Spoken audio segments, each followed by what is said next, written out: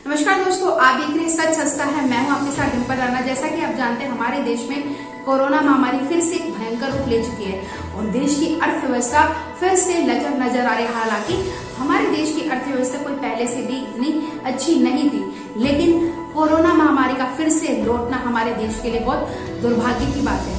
और कोरोना महामारी की वजह से देश में नहीं बल्कि पूरी दुनिया में सारे ही लोग प्रभावित हो रहे हैं। किसी को काम की दिक्कत हो रही है तो किसी को अपने पढ़ाई करने में दिक्कत हो रही है, किसी को अपने सपने पूरे करने में दिक्कत हो रही है। हमारे देश में आप जानते हैं कि वैक्सीनेशन की मुहिम भी लगातार चल रही है, बच्चों से लेकर बुजुर्गों तक वैक्सीन भी दी जा रही है, लेकिन फिर भी कोरोना के केसेस दिन पर दिन लगातार बढ़ते ही जा रहे हैं। क्या कहीं ना कहीं सरकार की कोई खामियां है इसमें, या कहीं ना कहीं जो हमारे फ्रंट लाइन वर्कर है, हमारे डॉक्टर्स है, उनकी कोई कमी है? आखिरकार वो क्या वजह है कि कोरोना महामारी थमने का नाम ही नहीं ले रही है? क्योंकि अगर हम देश की अर्थव्यवस्था की बात करें, उसमें बहुत सारे लोग इफेक्ट हो रहे हैं। अगर हम छोटे छोटे व्यापारियों की बात करें, जो छोटे दुकानदार हैं और जो झुग्गी झोपड़ी में रहने वाले लोग हैं, जो दिन में ही कमाते हैं और दिन में ही खाते हैं, उनको काफी सारी दिक्कतों का सामना करना पड़ रहा है। वैसे में क्या सरकार कोई एक ऐसा नियम लेके आएगी जिससे कि जो गरीब लोग हैं, जो गरीब तबके के लोग हैं, उनको सहायता मिल सके? हमें ये देखना होगा और हमें ये सरकार से रिक्वेस्ट भी करनी होगी कि उन लोगों पर भी ध्यान दिया जाए जो दिन का दिन कमाते हैं और दिन के दिन उसे खाते हैं। क्योंकि अगर हम बात करें उन लोगों की जो ऑलरेडी सेटल्ड है अपनी लाइफ में, वो कहीं ना कहीं अपनी सेविंग से अपना गुजर बसर कर लेंगे, लेकिन अगर देश में फिर से लॉकडाउन लग गया तो वो लोगों की दिक्कतें बढ़ती ही चली जाएंगी। क्योंकि हमारे देश में आप देख सकते हैं कई सारे राज्यों में नाइट कर्फ्यू लगा हुआ है, लेकिन नाइट कर्फ्यू की वजह से भी बहुत सारे लोग इफेक्ट हो रहे हैं। अगर आप मास्क वियर करके नहीं जाएंगे तो आप पर 2000 का चालान काट दिया जाएगा। अगर हम दिल्ली की बात करें, दिल्ली में इंडिया गेट पर बहुत सारे छोटे छोटे दुकानदार हैं, उनको भी खासा दिक्कतों का सामना करना पड़ रहा है। लेकिन जो झुग्गी झोपड़ी में रहने वाले लोग हैं, उनको भी खासा दिक्कतों का सामना करना पड़ रहा है। फिर से देश में पलायन जैसी स्थिति हो गई, फिर से देश में लॉकडाउन की स्थिति हो गई है। क्या ऐसे ही सरकार नाकाम रहेगी या फिर कोई ना कोई ऐसी पॉलिसी आएगी हमारे देश में, या कोई ऐसा सुधार आएगा जिससे कि कोरोना महामारी से बचने में मदद मिले? आप जानते हैं कि महाराष्ट्र में भी 15 दिन का लॉकडाउन लगा दिया गया, वहां पर लोगों की आवाजाही बंद कर दी गई है। लेकिन क्या यही एकमात्र उपाय है कोरोना से बचने का? ये आपको सोचना होगा। क्या आपको अपने स्वास्थ्य का ध्यान खुद ही रखना पड़ेगा या सरकार भी आपके लिए कोई नियम लेके आए?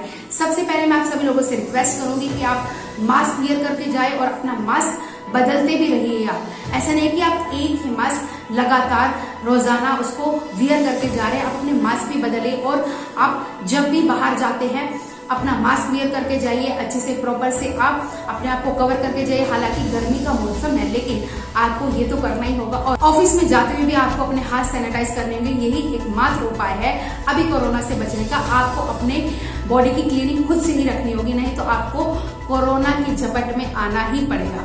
तो आप सभी लोगों से रिक्वेस्ट है वीडियो के माध्यम से कि आप अपना ध्यान रखें, मास्क वियर करके जाए, आप अपने हाथों को लगातार सैनिटाइज भी कीजिए, आप लगातार जो है उन सभी नियमों का पालन करें जो सरकार लेके आ रही है। और मैं पुलिस वालों से भी रिक्वेस्ट करना चाहूंगी कि आप ऐसे लोगों का चालान ना काटें जो पहले से ही दिक्कतों में है। आप उन लोगों को समझाने की कोशिश करें, क्योंकि एक तो उनके पास पहले ही इनकम का कोई जरिया नहीं है और दूसरा आप उनका चालान काट दोगे तो ऐसे में उनको बहुत सारी दिक्कतों का सामना करना पड़ेगा। लेकिन वीडियो के माध्यम से हम सरकार से भी ये गुहार करना चाहते हैं कि जल्दी से कोई ऐसा उपाय लेके आइए जिससे कि लॉकडाउन भी ना लगे, नाइट कर्फ्यू का जो नियम है वो भी लोग पालन करें उसका, लेकिन लोग जागरूक भी रहें। और ऐसी कोई पॉलिसी सरकार को लेके आनी चाहिए और ऐसे कुछ ऐसे पत्रकारों को भी उनको लगातार एक इन्फॉर्मेशन पहुंचाती रहनी चाहिए कि देश के इस कोने में आप ना जाएं।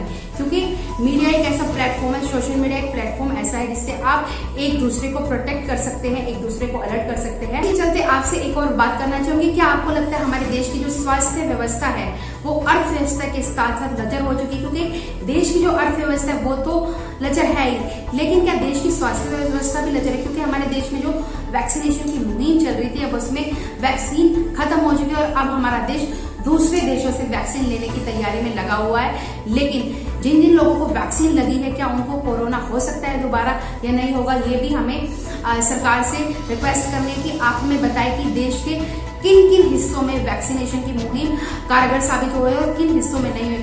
बहुत सारे लोगों की वैक्सीनेशन की वजह से जान भी चली गई है। और आखिरकार वो कौन सी कमी है जिनकी वजह से लोगों की जान गई है, ये भी हमें पता होना चाहिए।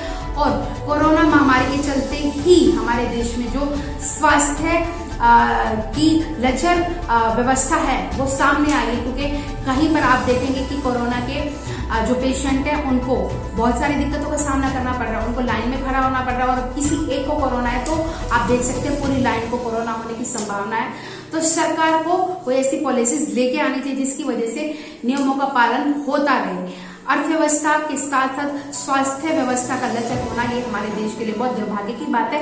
हालांकि भारत देश की कोशिश करता है कि कोई भी विकट परिस्थिति हो, कठिन परिस्थिति हो, उसमें वो अपना साहस ना तोड़े और वो अपने जितने भी काम है वो बड़ी तरीके से और बड़ी सूझबूझ से करे। अगर हम अपने देश की सरकारों की बात करें तो बहुत सारी पॉलिटिकल पार्टी तो सिर्फ अपना एजेंडा सेट करती है, लेकिन बहुत सारी ऐसी पॉलिटिकल पार्टी हैं जो देश के लिए काम करना चाहती है, लेकिन उन पार्टियों में से भी कुछ ही ऐसे नेता हैं जो जनता के हित की बात करते हैं। अदरवाइज आपने देखा होगा कि सब अपनी कुर्सी बचाने के पीछे रहते हैं। और ऐसे में महाराष्ट्र में जो लॉकडाउन लगा है, उद्धव ठाकरे ने, जो वहां के मुख्यमंत्री उन्होंने लॉकडाउन लगाया है, उद्धव ठाकरे ने 144 धारा जो है वो महाराष्ट्र में लगा दी, क्योंकि सबसे ज्यादा केसेस कोरोना के महाराष्ट्र में ही है। और महाराष्ट्र जो है हमारे देश की आर्थिक राजधानी है, वैसे में हमारे देश की आर्थिक राजधानी में लॉकडाउन लगना फिर से वो अर्थव्यवस्था को अफेक्ट करेगा ही। तो ऐसी वो कौन सी चीज है जिसकी वजह से हमारे देश की जो अर्थव्यवस्था है वो दिन प्रतिदिन लचर होती जा रही है? क्या सरकार को दिखाई नहीं देता? एक तो महंगाई, ऊपर से बेरोजगारी, ऊपर से किसान आंदोलन और ऊपर से कोरोना महामारी। ऐसे कैसे हमारे देश विकास कर पाएगा? क्योंकि हमारे देश का विकास नहीं हुआ तो हमारे जो लोग हैं, 130 करोड़ लोगों की आवाज है वो कहीं ना कहीं दबके रह जाएगी और हमारा देश कहीं पीछे ना रह जाए। तो सरकार से हमें अपील करते हैं कि आप जो कोरोना महामारी है, जो देश की अर्थव्यवस्था है, जो देश की लचर व्यवस्था है, स्वास्थ्य व्यवस्था है और जो महंगाई है और जो किसानों जैसा मुद्दा है, आप प्लीज उस पर ध्यान दें, ना कि आप लोगों को भड़काने की कोशिश करें या लोगों को जो है डिस्ट्रैक्ट करने की कोशिश करें मुद्दों से, क्योंकि सरकार यही करती है। आप कोई भी सरकार उठा के देख लीजिए हमारे देश में, वो कहीं ना कहीं आपको डिस्ट्रैक्ट करने की कोशिश करेगी, वो अपने आप को काम गिनवाने की कोशिश करेगी। लेकिन क्या आपने कभी देखा है कि वो कभी ये कहती है कि नहीं हमने अभी ये काम नहीं किया है? वो हमेशा अपनी कार्य भी करेगी। तो हमारा एक लोकतांत्रिक देश है, तो हमें रिक्वेस्ट है सरकार से, हमारी जो वीडियो है, वीडियो के माध्यम से हम सरकार से सवाल कर रहे हैं सीधा कि आप क्यों नहीं चाहते कि हमारे देश से बेरोजगारी चले जाए? आप क्यों नहीं चाहते हमारे देश की अर्थव्यवस्था सही हो? क्यों नहीं चाहते हमारे देश की जो महंगाई वाले मुद्दे, जो किसान वाले मुद्दे हैं वो सही हो? क्यों नहीं आप चाहते कि हमारे देश का जो भविष्य, हमारे देश के जो बच्चे हैं उनका एक अच्छा भविष्य, उनके हाथ में एक अच्छी नौकरी हो? क्यों नहीं आप चाहते हो? ये सारी की सारी गलती जनता की नहीं है, ये सारी की सारी गलती जो है सरकार की। और इस पर अगर सरकार ने ध्यान नहीं दिया तो जो हमारे देश का यूथ है वो कहीं ना कहीं आक्रोश में चला जाएगा। इस सरकार को समझना होगा और हम सरकार से चाहते हैं कि वो हमारे देश की अर्थव्यवस्था, हमारे देश की बेरोजगारी का मुद्दा, हमारे देश की महंगाई का मुद्दा, किसानों का मुद्दा, इन सभी मुद्दों पर ध्यान दे, ना कि वो हमारे देश की जनता को डिस्ट्रैक्ट करे। और क्योंकि जनता इतनी बेवकूफ नहीं है कि हर बार आपको वोट देके जिता देगी। लेकिन आज की अगर हम बात करें, अभी की अगर हम बात करें, जो पश्चिम बंगाल में चुनाव हो रहे हैं वहां पर ममता बनर्जी की जो सरकार है उसको कहीं ना कहीं इस बार बीजेपी टक्कर देगी, ये साबित होता है। लेकिन देखते हैं, अभी आने वाला समय ही बताएगा कि वहां पर किसकी सरकार आएगी। लेकिन उससे पहले सरकारों को जनता के लिए काम करना बेहद जरूरी है।